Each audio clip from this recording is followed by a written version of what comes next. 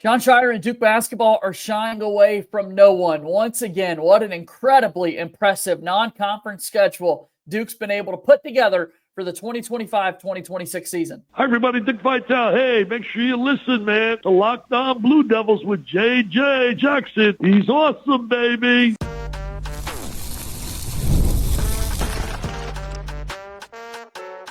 You are Locked On Blue Devils, your daily podcast on the Duke Blue Devils. Part of the Locked On Podcast Network, your team every day. Hello, everybody. Welcome into another episode of the Locked On Blue Devils podcast. My name is J.J. Jackson. So great to have you here with us today on Thursday, August 28th, 2025. Locked On Blue Devils is your one-stop shop where we discuss everything going on inside the life of Duke athletics. We got a basketball show coming your way today. Although I do want to give a shout out to Duke football, who opens up their season a little bit later tonight from inside Wallace Wade Stadium. They kick off against Elon. We'll break down this new non-conference schedule that's been finalized for the Blue Devils with our pal Raul Clement from the Devil's Den podcast. We'll get his thoughts on it. We'll give an overall series history for Duke and each of the opponents that they will feature in their non-conference slate and so much more. If you have not done so already, please be sure to follow and subscribe to Locked On Blue Devils for free, wherever it is that you get your podcast. Be sure to leave us a 5-star rating and written review. Go ahead and also like this video as you watch it on YouTube with us. Subscribe to our YouTube channel. Share it with your friends. Let's continue climbing in the YouTube world. So thank you for your support, as always, with what we do here at Locked On Blue Devils. So without further ado, let's bring in a good friend of the show, Raul Clement, back again for yet another visit to talk about this basketball schedule. I hope your week's doing well. Man, we're getting towards the end of August. Football season is starting, which means we're one step closer to finally getting Duke basketball back into our lives. Yeah, man. I had the day off, so I got a nice amount of rest for once, so that was cool. And I'm just looking forward to talking the non-conference schedule with you, which is going to be loaded.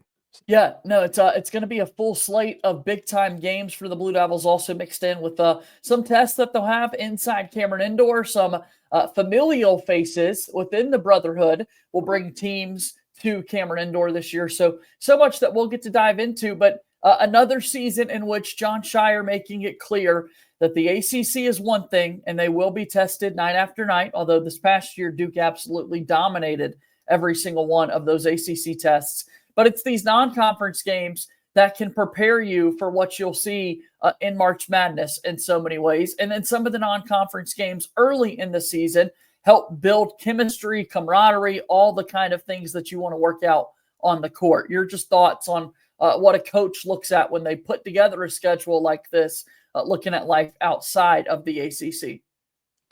Well, you would never hear Jon Scheyer like publicly talk down the ACC or slag it off or whatever, but I think he's well aware that it's not the strongest conference. It's not as strong as it used to be, among Power 5 conferences last year. I think it was like 5th or 6th. So that creates challenges, right? Because in order to get a good tournament seed, you need to get those quad 1, quad 2 wins. And if your conference isn't offering a lot of that, you've got to schedule aggressively in the non-conference. Of course, that presents its own challenges because then you're front loading the schedule, right? You're putting all your hard games at the beginning of the year, which means you better come out of the gate strong. Yeah, no, because you want to do the kind of net rankings and RPI math at the end of the season. And you, like you said, you want to be able to play well so that there isn't as much pressure on you during conference play to put yourself in the best position to win in March and in the NCAA tournament. That's the Duke perspective in this. But then also what happens, Raul, we see it every single season with every single team. You could put a schedule out here, but for all we know, you don't know what to make of the other teams. And at the end of the day, it's not your responsibility that after you play a team for them to continue to play well down the stretch, right? Totally. I mean, there have been plenty of instances I can think of where Duke scheduled a team that was supposed to be good to start the year. And, they start in the top 10 and then by the end of the year, they're completely out. So you never know how that's going to go. And that can like devalue what seemed like a good road win, or it can make a loss look even worse. Yep. All right. So this non-conference schedule, we've got it up on the screen for folks watching on YouTube. We'll kind of go by opponent by opponent. We'll work through the schedule and give you an overall rundown of where Duke has stood over the years with these opponents. Of course, it's exhibition games. against UCF and Tennessee. Big test for the Blue Devils. You've got the Johnny Dawkins connection there with UCF. It's a road game in Knoxville to take on Tennessee, but those are exhibitions at the end of the game. So for the sake of conversation today, not at all concerned about that one. We start with the very first game of the year for Duke against a major opponent, against the Texas Longhorns. Texas will have Sean Miller in his very first game as their head coach, former Arizona coach, most recently went back to Xavier and was their head coach. Actually played Texas in the 2025 NCAA tournament. Now he takes over as the Longhorns head coach. Duke and Texas, major conference opponents, Raul, but they actually haven't played that often. I was a little surprised looking at it. Yeah, I mean, I can remember all of those games pretty vividly. You've obviously got the NCAA tournament game that Duke won in the second round. If you remember, I think Jon Scheyer saved a pass that was going out of bounds, like flung it backwards. Elliott Williams runs it down, chases down the rebound, gets fouled. I think he hits one of two free throws, and then I believe David McClure grabs a key rebound, and Duke squeaks out with the win. So obviously I remember that one.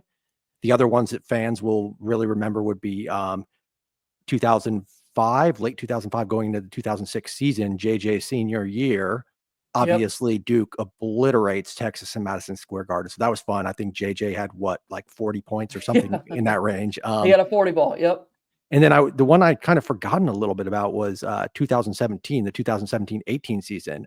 Marvin Bagley had 35 points and 14 rebounds in that game to lead Duke to victory in overtime. I believe that was like the championship game of some sort of early season tournament there.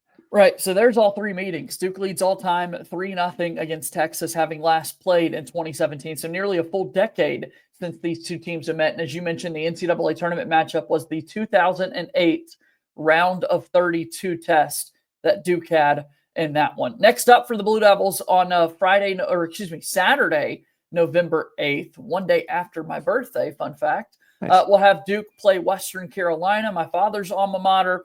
Duke leads this all-time series 3-0. They haven't played since 1996. I, for one, Raul, love when you get a chance to play the in-state schools, but at the Division I basketball level, there are so many in-state schools, it's really difficult to play these guys. Still, I'm a little stunned that it's been all the way since 1996 that Duke basketball has played Western Carolina. Well, it's almost like they scheduled it for you, right? One day after your birthday, your dad's alma mater. Right.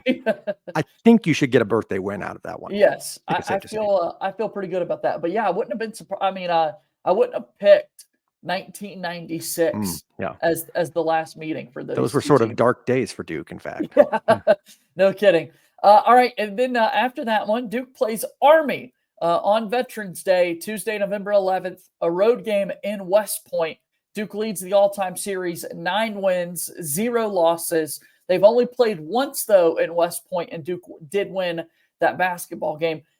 Really cool, man. I don't have much recollection of watching that first game at West Point or any kind of memories of it. So the visuals, the scenes of all of this, and it being on Veterans Day, I'm excited for this matchup. Yeah, do you know what year that one at West Point was? I don't have it in front of me, Raul. I'll have to do some quick digging for me. I don't think it was any time recent because I have no memory of it either. I do remember Duke playing Army a few times, but it was always in Cameron. Right. I would expect that Coach K would be in attendance for that one. I don't know. Just a little thought there. It feels like, the Harvey grad, Army grad, excuse me. I made Harvey a word. Army grad in Mike Krzyzewski would have been there for that. They played in West Point back in November of 1997. So probably a stretch for me to say that would have been on TV. So that's probably why. Yeah.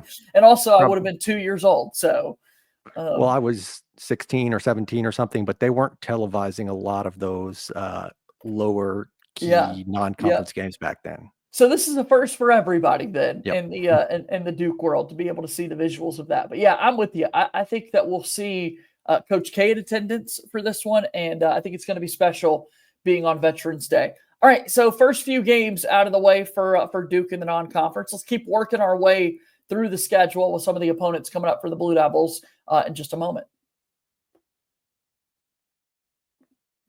Locked On Blue Devils brought to you by our friends over at Supply House. When the opening whistle blows on a new repair, get your crew moving forward with Supply House. Order today and see parts on your doorstep tomorrow. Over 280,000 plumbing, HVAC, and electrical items from the most trusted brands in the business. Their real-time inventory and honest lead times keep you from punting projects, while their industry-leading customer service always has your blind side covered. Need parts faster for a project? That's where Supply House comes in with next-day delivery. Talk about a game changer. Join the free Trademaster program today and score serious perks like priority shipping, lower prices, and a dedicated support line.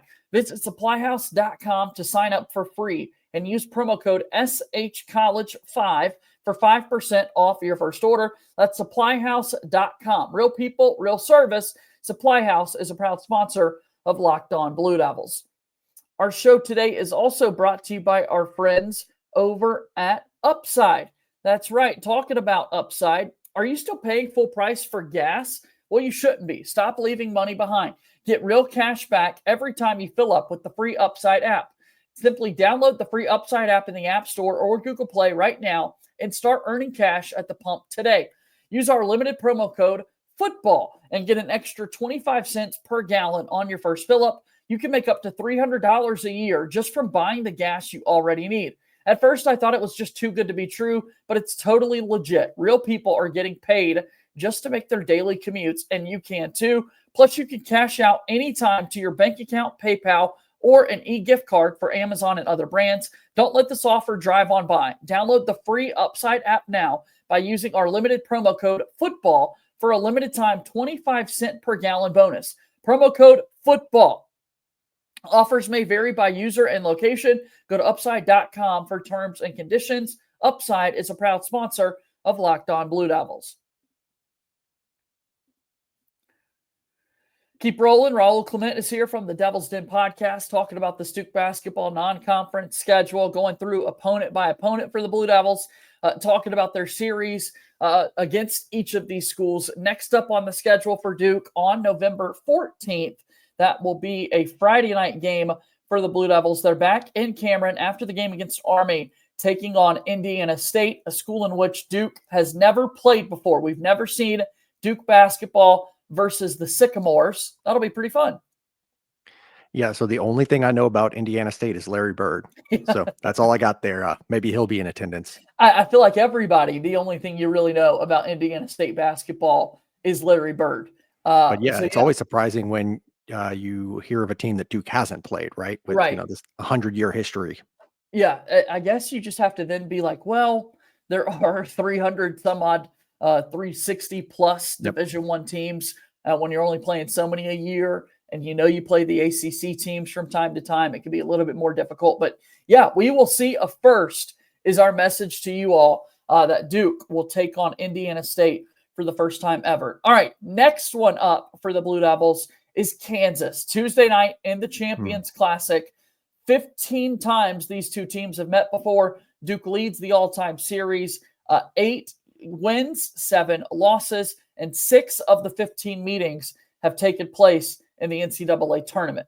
What do you have to say on this one? Well, I think the first thing to note is that a lot of those wins came while Roy Williams was coach. Duke has not done as well against Bill Self, unfortunately. So I believe Bill Self is 5-2 against Duke, and I believe he's won 5 of the last 6. Yeah. So including this past year. Yep, and Scheyer's first year as well. Right.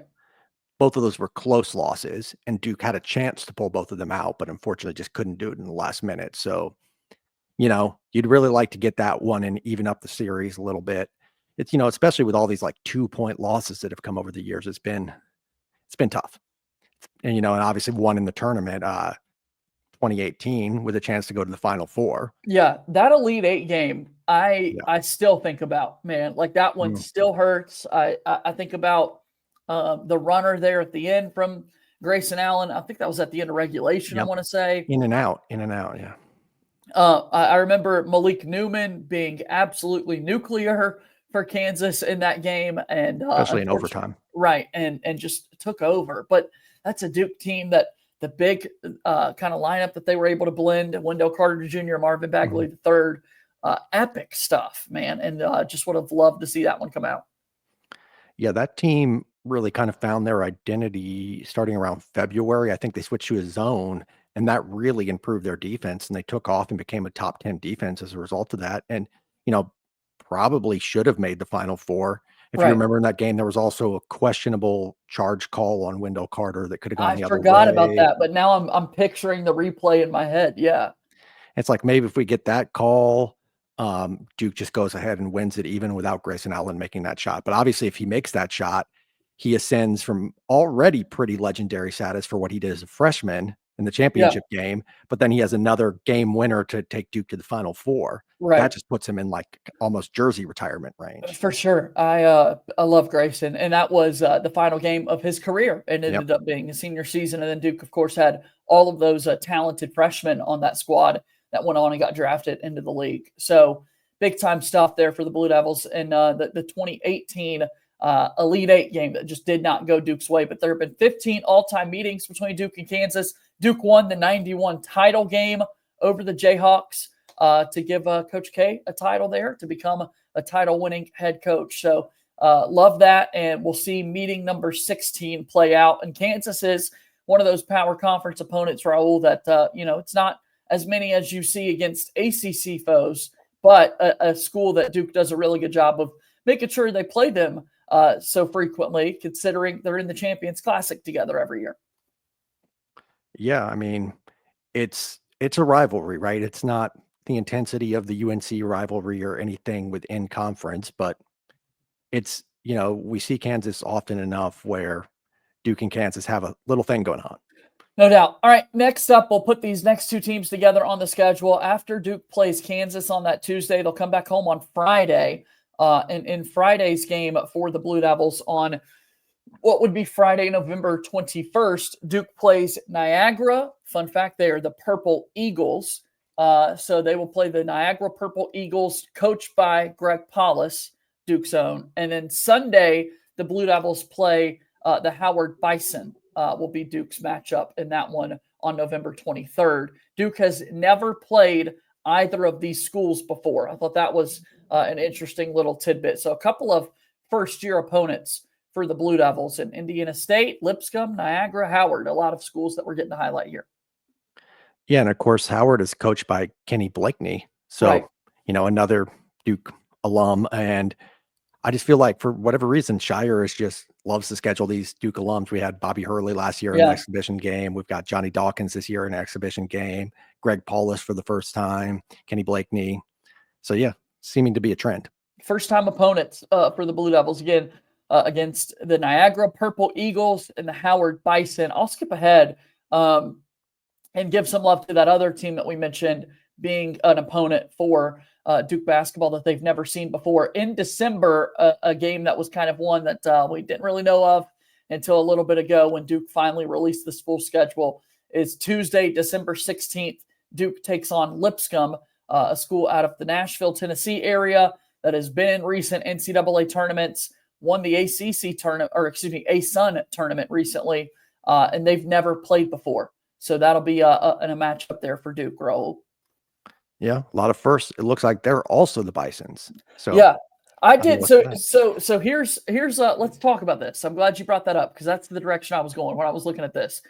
Lipscomb is the Bisons with an S at the end. I've learned today that Bison is already plural as it stands. And so Howard is just the Howard Bison, no S at the end.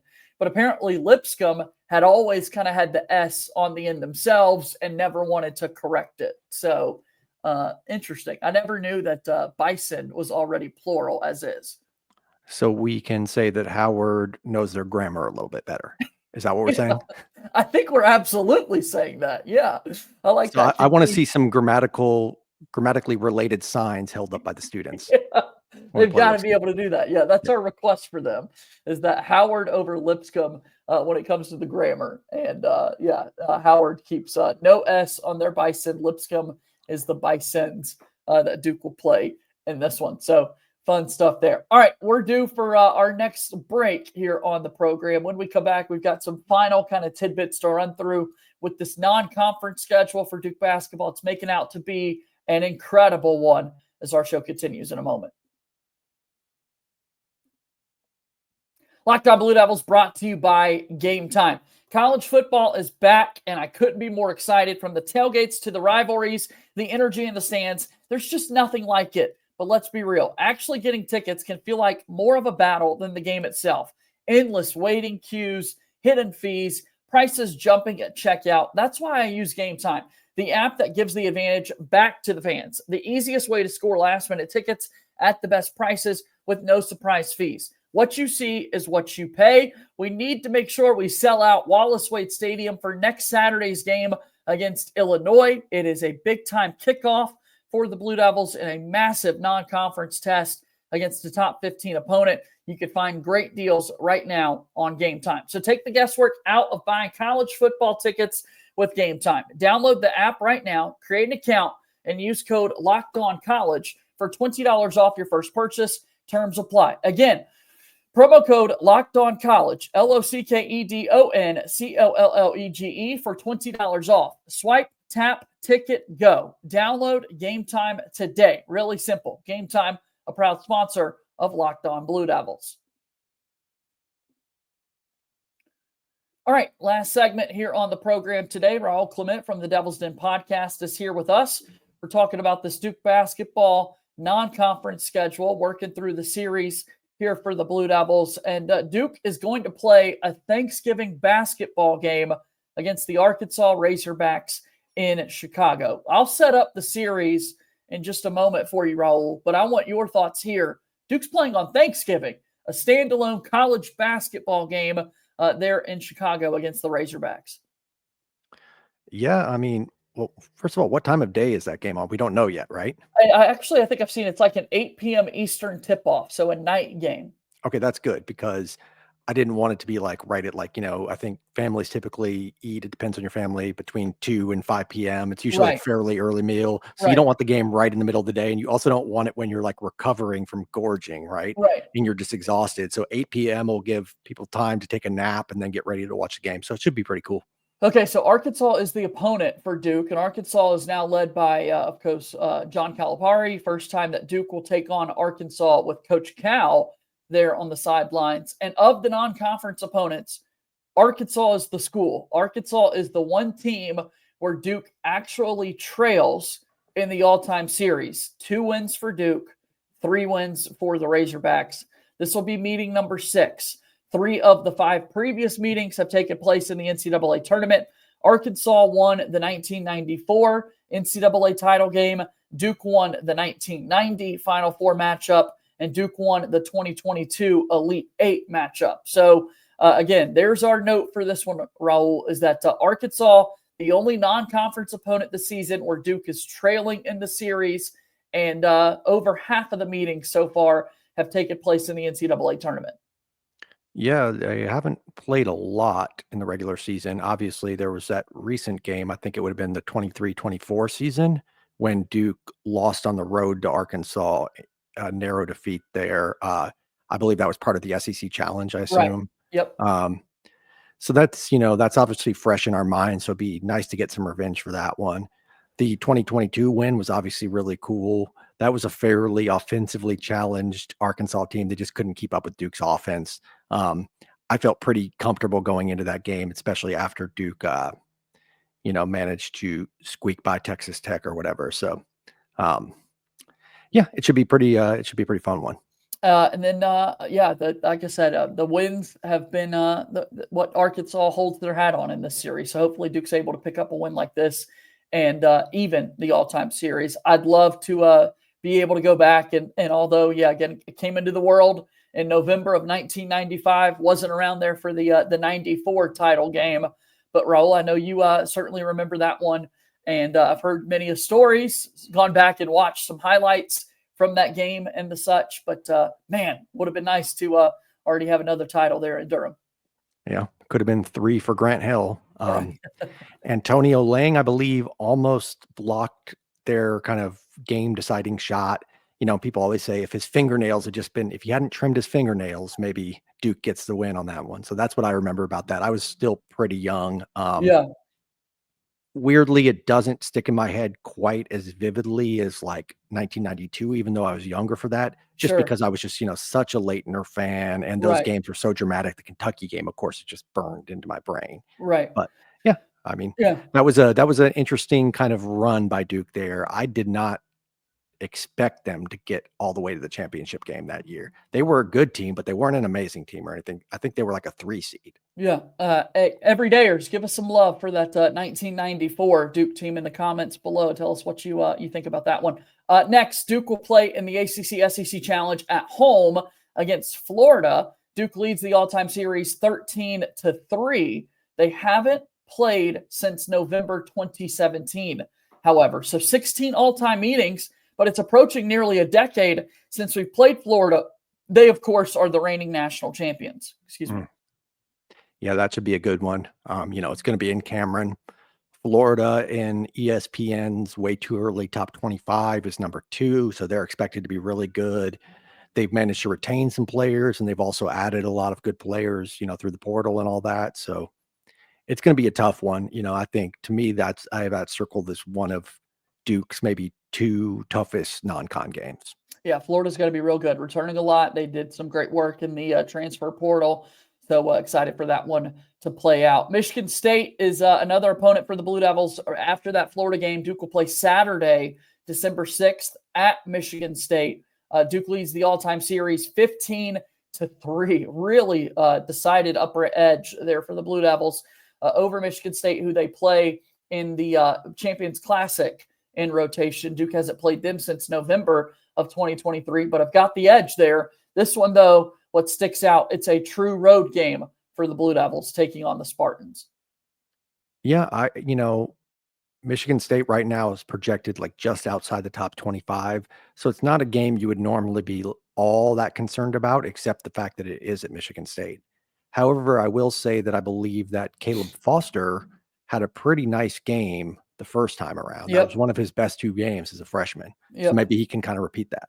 And then another note, Duke has only played in East Lansing once. It was a part of the ACC Big Ten Challenge back in the fall of 2019, and Duke won that game. So Duke has won their only meeting there, playing against Tom Izzo in East Lansing. Hopefully that's something Duke can do again this time. Yeah, I mean, Duke has just sort of dominated that matchup, especially under Coach K, but Scheyer is 1-0 against Izzo as well. All right, and then 2 more here for us. In December, 2 weeks later, on Saturday, December 20th, Duke plays Texas Tech. This one's going to be up in Cameron North, and the Blue Devils will take on the Red Raiders, who Duke most recently saw in the NCAA tournament. Duke is 2-0 all-time against Texas Tech, last meeting in the 2022 Sweet 16. Yeah, that's probably my favorite game to go back and watch from that year. Jeremy Roach had a tremendous performance down the stretch of that game. Duke lit up Texas Tech's defense, and Texas Tech was the number 1 defense at the time. So yeah, just a really impressive offensive performance from Duke to make it to the next round to, of course, play Arkansas. Funnily enough, Duke would have played Texas Tech in 2019 in the Final Four if they had been able to beat Michigan State. So that's, the most recent Michigan State loss. Yeah, right. Wow. Good thought. Yeah, with these teams. Making some connections here. Yeah, absolutely. All right, one more to go here for the Blue Devils in the schedule in February. In the middle of ACC play, Duke's got the game against Michigan in Washington, D.C. Duke leads the all-time series 21-7, although they haven't played since 2013. That's incredible to me. One, we've just talked about the structure of the schedule and it being a neutral site game in February, getting you set for March Madness and whatnot. But Duke and Michigan have played 28 times. That's the most of any of these non-conference opponents that we've said here today. But they haven't played in over a decade. They haven't played one another since 2013. I guess it's clearly recency bias from me here, Raul, but I would have sworn a team like Kansas or Michigan State would have been up there in the all-time meetings against Duke. But no, it's Michigan with 28 all-time meetings between these schools, and Duke leads at 21-7. Yeah, it's especially impressive considering it's been 12 years since they played. Yeah. I do remember them scheduling each other pretty frequently back in the 90s, they had a little rivalry going. They played a couple times a season when the Fab Five was there. Right. So they had like a regular season matchup, and then they had one in the tournament as well. Obviously, Right. Duke won that one.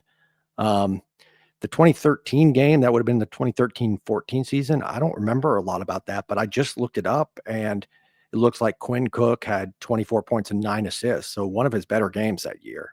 And I remember that was Michigan went to the Final Four either that year or the following year. Trey Burke in that time frame there for Michigan. So, crazy. Again, 28 all-time meetings, but you haven't played them in 12 years, like we said. So good to see these guys back on the calendar. All in all, as we said, it's a very impressive non-conference schedule for Duke. A lot of really exciting matchups for us to watch and to see all these things unfold. So I'm fired up. Raul, before we let you go, tell us a little bit about the Devil's Den podcast and how people can support you guys. Yeah, go to thedevilsden.com or go to thedevilsden.com on YouTube. You can also find the podcast, of course, in your regular podcast platforms like, Spotify or whatever, or Apple Podcasts. And we've been doing some good content this summer. Go back and listen to the episode we did with Jon Scheyer. That was great. I'm just going to keep plugging that. The Jeff Goodman episode was fun. Yep. Most recently, we did one with Brian Geisinger talking about Jordan Smith in detail. So hopefully Duke ends up landing him and that episode stays relevant. We also talked a little bit about Con Knippel and Sion James and Charlotte. Brian covered Charlotte extensively, so he was able to give a lot of great insight there. We've done some player previews. We got some other exciting stuff coming up, so just keep an eye out for it. Good to see you, Raul. We'll do this again soon, okay? Yep, man. All right, Raul Clement joining us here on today's episode of Locked On Blue Devils. That brings us to a close here today for the show. Be sure to follow us wherever it is that you get your podcast. Leave us a 5-star rating and written review. Also, make sure you watch us on YouTube, like this video, subscribe to our YouTube channel, and share this with a friend. Comment down below if you're an everydayer. I'd love to give you a shout out. Thanks for all the kind words that we've seen recently as Locked On Blue Devils surpassed 4,000 subscribers on YouTube. Follow us on X at @LO_Blue Devils. As always, go Duke. I'll talk to you tomorrow. My name is JJ Jackson. Thank you and good day.